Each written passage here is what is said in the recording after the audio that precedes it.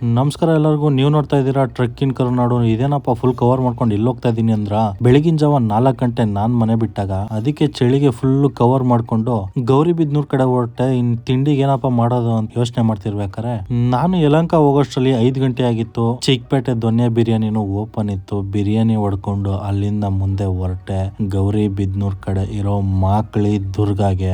ಅಲ್ಲಿ ಹೋಗಿ ತಲುಪಿದಾಗ ಕರೆಕ್ಟ್ ಆಗಿ 6 ಗಂಟೆ ಆಗಿತ್ತು.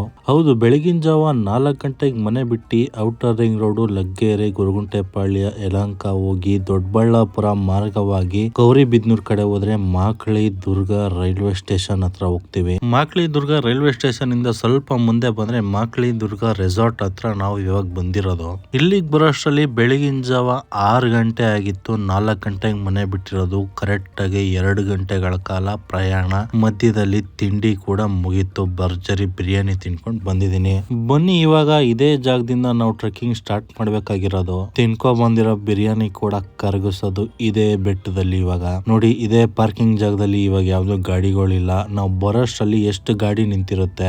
ಸದ್ಯಕ್ಕೆ ಅದೇ ನನ್ನ ಟೂ ವೀಲರ್ ಮುಂದೆ ಇರೋದು ಒಂದೇ ಒಂದು ಕಾರು. ನಾವು ರಿಟರ್ನ್ ಬರೋಷ್ಟರಲ್ಲಿ ತೋರಿಸ್ತೀನಿ ಲಾಸ್ಟ್ ತನಕ ನೋಡಿ ವಿಡಿಯೋ, ಎಷ್ಟು ಗಾಡಿ ನಿಂತಿರುತ್ತೆ ಅಂತ, ಎಷ್ಟು ಜನ ಬಂದಿರ್ತಾರೆ ಅಂತ. ನೋಡಿ, ಪಾರ್ಕಿಂಗ್ ಇಂದ ಸ್ವಲ್ಪ ಒಂದು 10 ಹೆಜ್ಜೆ ಮುಂದೆ ಬಂದ್ರೆ ರೈಲ್ವೆ ಟ್ರ್ಯಾಕ್ ಸಿಗುತ್ತೆ. ಇದೇ ರೈಲ್ವೆ ಟ್ರ್ಯಾಕ್. ಇದು ಬೆಂಗಳೂರಿಂದ ಮಾಕ್ಳಿ ದುರ್ಗ ಟುವರ್ಡ್ಸ್ ಗೌರಿಬಿದ್ನೂರ್ ಕಡೆ ಹೋಗುವಂತ ರೈಲ್ವೆ ಟ್ರ್ಯಾಕ್ ಇದು. ಈ ರೈಲ್ವೆ ಟ್ರ್ಯಾಕ್ ದಾಟ್ಕೊಂಡು ಚೂರ್ ಮುಂದೆ ಹೋದ್ರೆ ನಮ್ಗೆ ಫಾರೆಸ್ಟ್ ಆಫೀಸರ್ ಅಥವಾ ಫಾರೆಸ್ಟ್ ಅವರು ಕೂತಿರ್ತಾರೆ. ಬನ್ನಿ, ರೈಲ್ವೆ ಟ್ರ್ಯಾಕ್ ನ ದಾಟ್ಕೊಂಡು ನಾವು ಮುಂದೆ ಫಾರೆಸ್ಟ್ ಆಫೀಸರ್ ಕೂತಿದ್ದಾರೆ ಆ ಕಡೆ, ಅಲ್ಲಿಗೆ ಹೋಗೋಣ.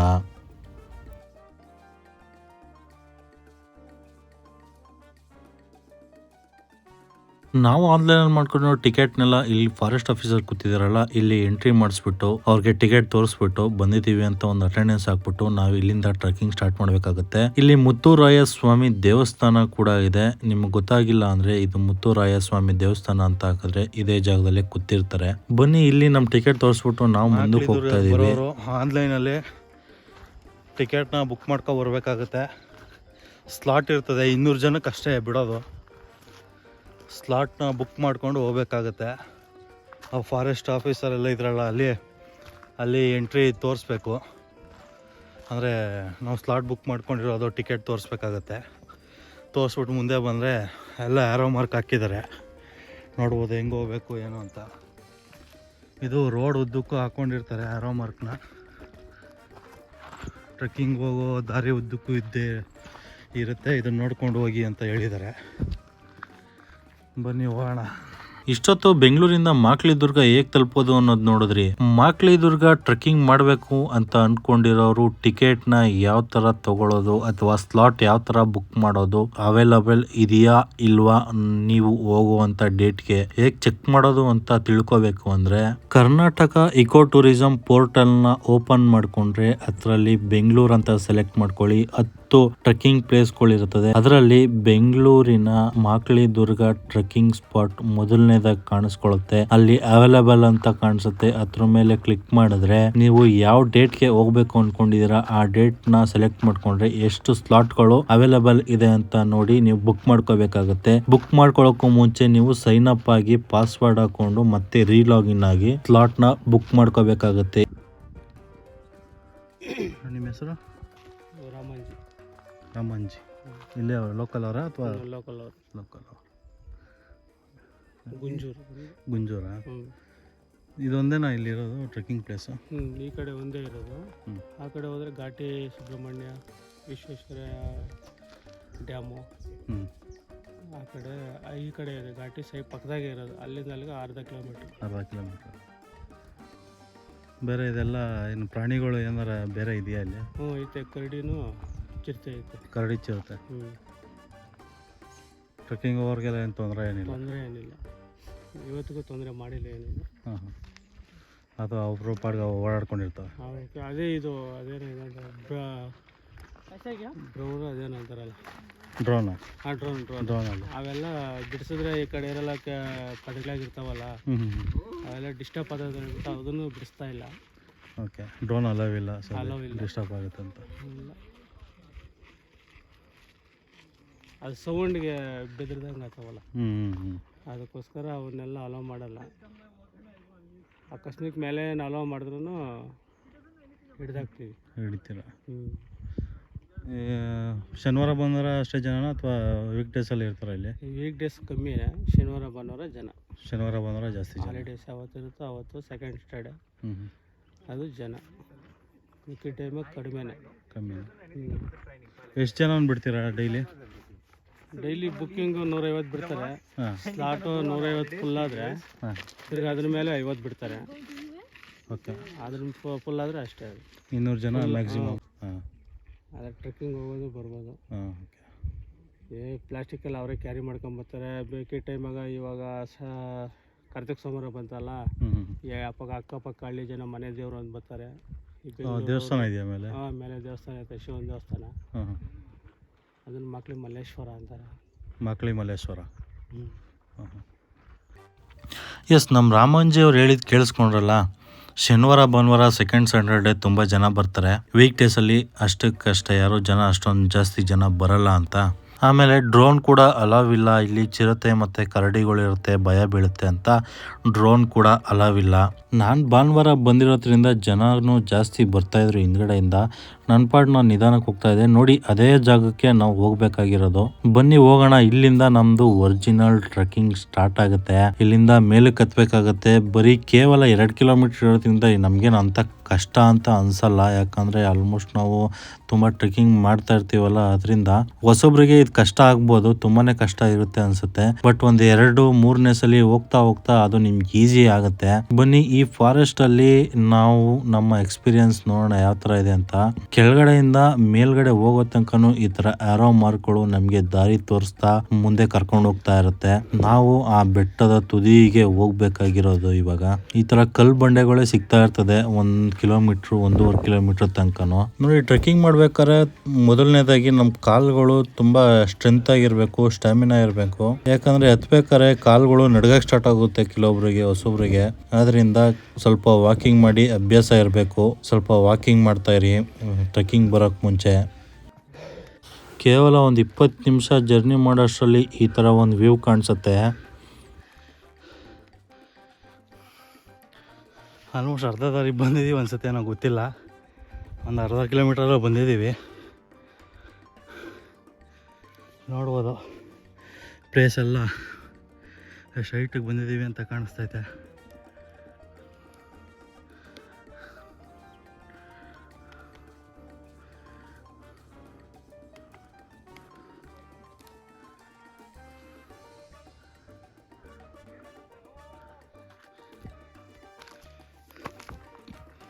ಇನ್ನೊಂದು ಖುಷಿ ಏನು ಅಂದರೆ,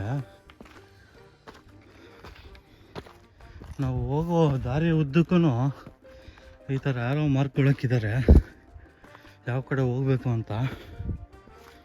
ಅದೊಂದು ಒಳ್ಳೆಯದು.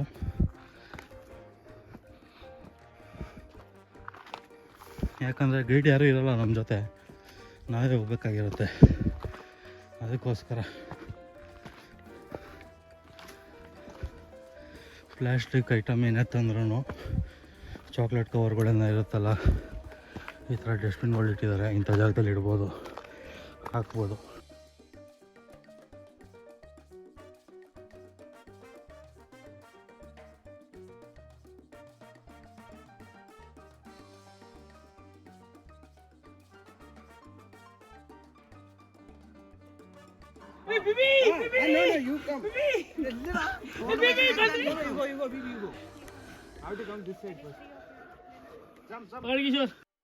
ನೀವ್ಯಾರ ಟ್ರೆಕ್ಕಿಂಗ್ ಹೋದ್ರೆ ಈ ತರ ಹುಚ್ಚು ಸಾಹಸಕ್ಕಂತೂ ಕೈ ಹಾಕ್ಬೇಡಿ. ನೋಡಿ, ಎಷ್ಟು ಚೆನ್ನಾಗಿರೋ ದಾರಿ ಇದ್ರೂ ಇಲ್ಲಿ ಹಿಂಗ್ ಹೋಗಿ ಹಿಂಗ್ ಹತ್ಕೊಂಡು ಹಿಂಗ್ ಮೇಲಕ್ಕೆ ಹೋಗ್ಬಿಡ್ಬೋದಿತ್ತು.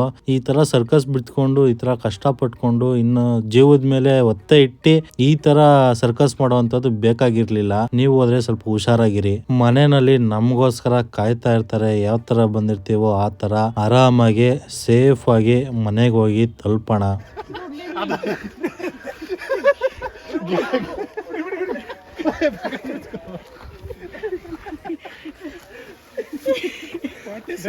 डॉक्यूमेंट्री बन गया।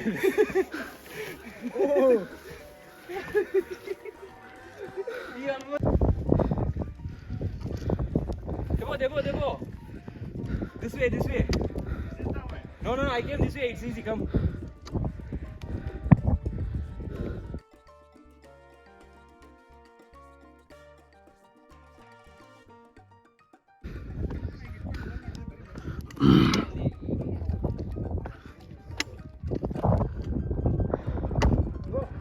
ತಣ್ಣ ಗಾಳಿ ಬೀಸ್ತಾ ಇದೆ. ಫುಲ್ ಬೆಟ್ಟದ ಮೇಲೆ ಬಂದಿದ್ದೀನಿ.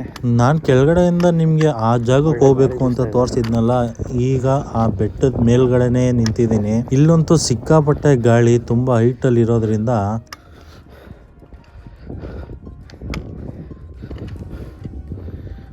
ತುಂಬಾನೇ ಮೋಡ ಇದ್ದಿದ್ರಿಂದ ಅಷ್ಟೊಂದು ಇದಾಗಿ ಸನ್ರೈಸು ನಮಗೆ ಕಾಣಿಸ್ಲಿಲ್ಲ.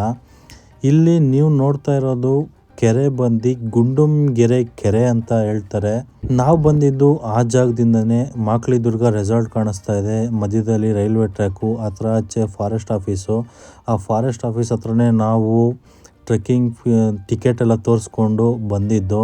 ನೋಡಿ, ಅಲ್ಲಿಂದ ತೋರಿಸ್ಕೊಂಡು ಈ ಜಾಗದಿಂದ ಈ ಕಡೆ ಬರ್ತಾ ಇದ್ರೆ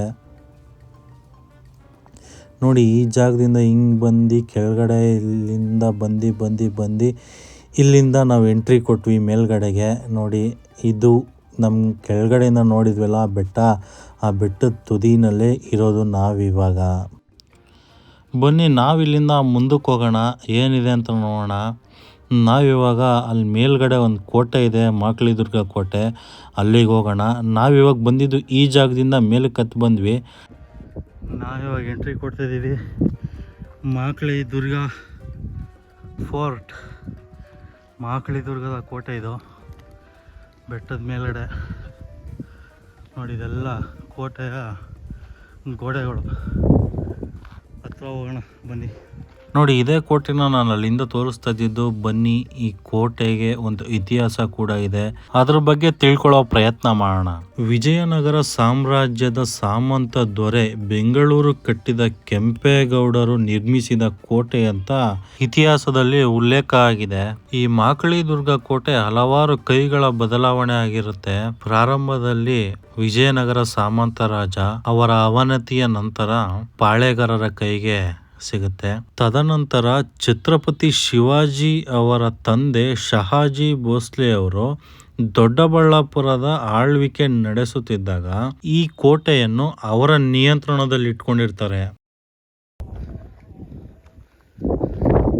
ಫುಲ್ಲು ಮೋಡ ಕವರ್ ಆಗೋಯ್ತು, ಜೋರ ಗಾಳಿ ಬೇರೆ ಬೀಸ್ತಾ ಇದೆ. ನೋಡಿ, ಇದು ಹಳೆ ಕಾಲದ್ದು ಏನೋ ಒಂದು ಕಟ್ಟಡ, ಇಟ್ಕೆನಲ್ಲಿ ಕಟ್ಟಿದ್ದಾರೆ. ಇದು ಕೋಟೆ ಕಟ್ಟಿದಾಗಲೇ ಕಟ್ಟಿರೋದಾ ಅಥವಾ ಯಾವಾಗ ಕಟ್ಟಿರೋದು ಗೊತ್ತಿಲ್ಲ. ಒಟ್ಟು ಸಣ್ಣ ಸಣ್ಣ ಇಟ್ಕೆ ಅಂದರೆ ರೀಸೆಂಟಾಗಿ ಅಂತೂ ಕಟ್ಟಿಲ್ಲ, ತುಂಬ ಹಳೇದೇ ಇರುತ್ತೆ. ಈ ಥರ ಇಟ್ಕೆ ಬಳಸ್ತಿದ್ದು ತುಂಬ ಹಳೆ ಕಾಲದಲ್ಲಿ.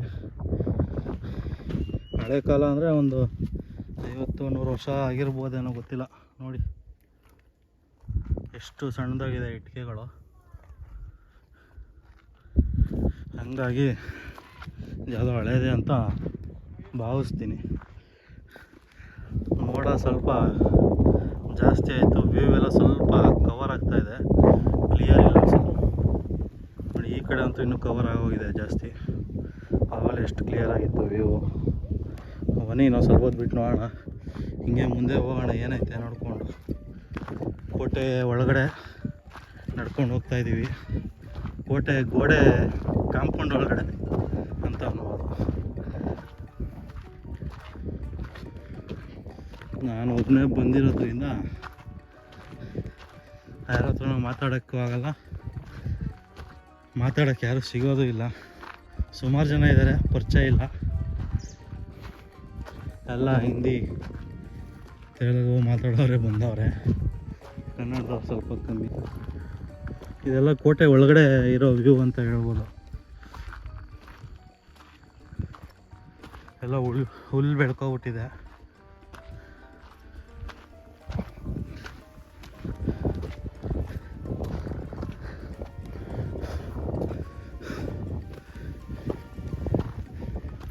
ಈ ಕೋಟೆ ಬಗ್ಗೆ ಇಷ್ಟೊತ್ತು ನೀವು ತಿಳ್ಕೊಂಡಿರೋದು ಇತಿಹಾಸ ಆದರೆ ಇನ್ನೊಂದು ಪೌರಾಣಿಕ ಹಿನ್ನೆಲೆ ಕೂಡ ಇದೆ. ನೋಡಿ, ಇದೇ ಮಾಕಳಿ ಮಲ್ಲೇಶ್ವರ ದೇವಸ್ಥಾನ. ಇದು ಕೋಟೆ ಒಳಗಡೆ ಇರ್ತಕ್ಕಂತ ಒಂದು ದೇವಸ್ಥಾನ ಆಗಿರ್ತದೆ. ಪುರಾಣದ ಪ್ರಕಾರ ಮಾರ್ಕಂಡೇಯ ಋಷಿಗಳು ಇಲ್ಲಿ ತಪಸ್ ಮಾಡಿ ಹೋಗಿದ್ದಾರೆ ಅಂತ ಉಲ್ಲೇಖಗಳಿದೆ. ಇದು ಪುರಾಣದ ಕಥೆಯಾಗಿರುತ್ತೆ. ಈ ಮಾಕಳಿ ಮಲ್ಲೇಶ್ವರ ದೇವಸ್ಥಾನಕ್ಕೆ ಸ್ಥಳೀಯರು ಮತ್ತು ಸುತ್ತಮುತ್ತಲಿನ ಗ್ರಾಮಸ್ಥರು ಬಂದು ಪೂಜೆ ಮಾಡ್ಕೊಂಡು ಹೋಗ್ತಾ ಇರ್ತಾರೆ. ವಿಶೇಷವಾಗಿ ಕಾರ್ತಿಕ ಮಾಸದಲ್ಲಿ ಕಾರ್ತಿಕ ಸೋಮವಾರದಂದು ವಿಶೇಷ ಪೂಜೆಗಳು ನಡೀತಾ ಇರುತ್ತೆ ಈ ದೇವಸ್ಥಾನದಲ್ಲಿ.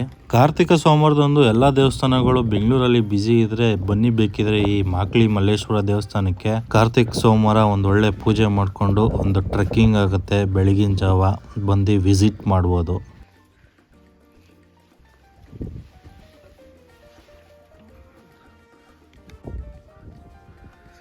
ಹಂಗೆ ದೇವಸ್ಥಾನದಿಂದ ಬಂದರೆ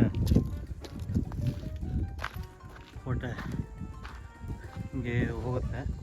ಆದರೆ ನಾವು ಹಂಗೆ ಹೋಗೋದು ಬೇಡ, ಬನ್ನಿ ಹಿಂಗೆ ಹೋಗೋಣ.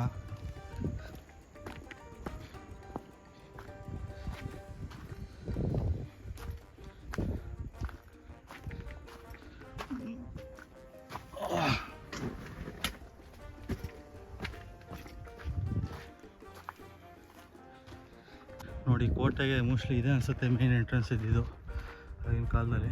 ದೇವಸ್ಥಾನ ನೋಡಿಕೊಂಡು ಆ ಕಡೆ ಒಳಗಡೆ ಎಲ್ಲೋ ಏನೋ ವ್ಯವಸ್ಥೆ ಮಾಡ್ಕೊಂಡಿರ್ತಾರೆ ಅನಿಸುತ್ತೆ. ಆ ಕಡೆ ಮನೆ ಥರನೋ ಅಥವಾ ಏನೋ ಒಂದು ವಾಸ ಮಾಡೋಕ್ಕೆ. ದೇವಸ್ಥಾನ ನೋಡಿಕೊಂಡು ಇದೇ ಗೇಟಿಂದ, ಇದೇ ಒಂದು ದ್ವಾರದಿಂದ, ಚಿಕ್ಕ ದ್ವಾರ ಹಿಂಗೆ ಬರ್ತಿದ್ರು ಅನಿಸುತ್ತೆ. ನೋಡ್ಬೋದು ಈಗಲೂ ಕೋಟೆದು ಗೋಡೆಗಳು ಹಾಗೇ ಇದೆ, ಕಾಪಾಡ್ಕೊ ಬಂದಿದ್ದಾರೆ ಇರೋದನ್ನ. ಬಟ್ ಹಾಳಾಗಿರೋದು ಏನು ಮಾಡೋಕ್ಕಾಗಲ್ಲ.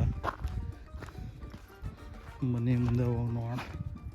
ಇಷ್ಟೊತ್ತು ನೀವು ನೋಡಿದ್ರಲ್ಲ ಮಾಕ್ಲಿ ದುರ್ಗ ಕೋಟೆ, ಮಾಕ್ಲಿ ಮಲ್ಲೇಶ್ವರ ದೇವಸ್ಥಾನ ಮತ್ತು ಮಾಕ್ಲಿ ದುರ್ಗದ ಟ್ರೆಕ್ಕಿಂಗ್ ಯಾವ ತರ ಮಾಡೋದು ಅಂತ.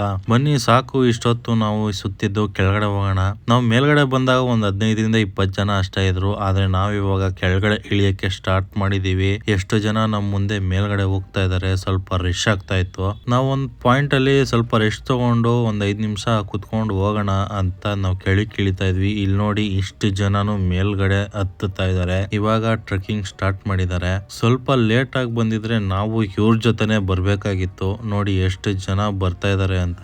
ಒಂದ್ 200-250 ಜನದ ಮೇಲೆನೆ ಇದಾರೆ ಅಂತ ಅನ್ಸುತ್ತೆ. ಇವತ್ತು ಭಾನುವಾರ ಆಗಿರೋದ್ರಿಂದ ಬೆಂಗಳೂರಲ್ಲಿ ಕಂಪ್ನಿಲಿ ಕೆಲಸ ಮಾಡುವಂತ ಜನಕ್ಕೆ ಶನಿವಾರ ಭಾನುವಾರ ರಜಾ ಇರೋದ್ರಿಂದ ತುಂಬಾ ಜನ ಅಂತೂ ಇದ್ದೇ ಇರ್ತಾರೆ. ವೀಕ್ ಡೇಸ್ ಅಲ್ಲಿ ಬಂದ್ರೆ ಇಷ್ಟೊಂದ್ ಜನ ಯಾರು ಕಾಣ್ ಸಿಗಲ್ಲ.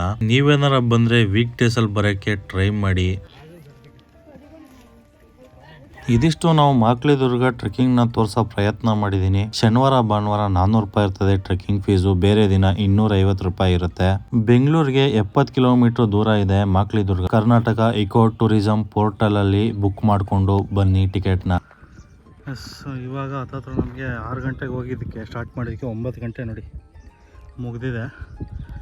ಮಾಕ್ಲಿ ದುರ್ಗ ಟ್ರೆಕ್ಕಿಂಗು ನೋಡಿ, ಇದೆ ಫಾರೆಸ್ಟ್ ಆಫೀಸು. ಗಾರ್ಡ್ಗಳೆಲ್ಲ ಇಲ್ಲೇ ಕೂತಿರ್ತಾರೆ, ಫಾರೆಸ್ಟ್ ಗಾರ್ಡ್ಗಳು, ಆಫೀಸರ್ಗಳೆಲ್ಲ. ಕರ್ನಾಟಕ ಅರಣ್ಯ ಇಲಾಖೆ, ಬೆಂಗಳೂರು ಗ್ರಾಮಾಂತರ ಅರಣ್ಯ ಇಲಾಖೆ ಇವಾಗ ದೊಡ್ಡಬಳ್ಳಾಪುರ ಪ್ರದೇಶಗಳ ಮಾಕ್ಲಿ ದುರ್ಗ ಮೀಸಲು ಅರಣ್ಯ. ಮಾಕ್ಲಿ ದುರ್ಗಕ್ಕೆ ಸೇರಿಕೊಳ್ಳುತ್ತೆ. ಇದು ಟೋಟಲು 881 ಎಕರೆ ವಿಸ್ತೀರ್ಣದಲ್ಲಿ ಬಂದಿರುತ್ತೆ. ನೋಡ್ಬೋದು, ಇದೇ ಫಾರೆಸ್ಟು ಗೇಟಿಂದನೇ ನಾವು ಮೇಲಕ್ಕೆ ಹೋಗಿದ್ದು. ಅದರಿಂದನೇ ಎಂಟ್ರಿ ಮಾಡಿಸ್ಬಿಟ್ಟು ಇವಾಗ ಹೊರಗಡೆ ಬರ್ತಾಯಿದ್ದೀವಿ. ಹೊರಗಡೆ ಬಂದರೆ ನಮಗೆ ಸಿಗೋದೆ ರೈಲ್ವೆ ಕ್ರಾಸಿಂಗ್ ಮಾಡಬೇಕಾಗುತ್ತೆ, ರೈಲ್ವೆ ಟ್ರ್ಯಾಕ್ನ. ನೋಡ್ಬೋದು ಇಲ್ಲಿ ರೈಲ್ವೆ ಟ್ರ್ಯಾಕ್. ಈಗ ಬೆಳಿಗ್ಗೆ ನೋಡಿದ್ರಲ್ಲ, ಕತ್ಲೆ ಆಗಿತ್ತು ಬೆಳಿಗ್ಗೆ. ಇದೇ ರೈಲ್ವೆ ಟ್ರ್ಯಾಕ್ನ ಕ್ರಾಸ್ ಮಾಡಿಕೊಂಡು ಗಾಡಿ ಪಾರ್ಕಿಂಗ್ ಎಲ್ಲ ಇಲ್ಲೇ ಸಿಗುತ್ತೆ.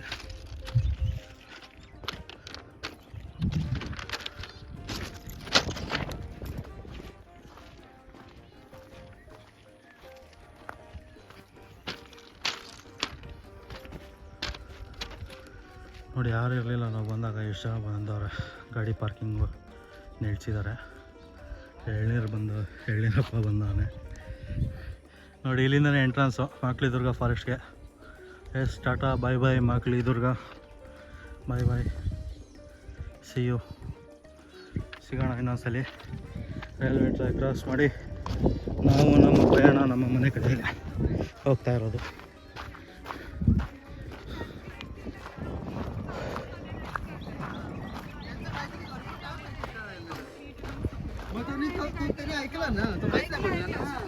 मी त्यांना डायरेक्ट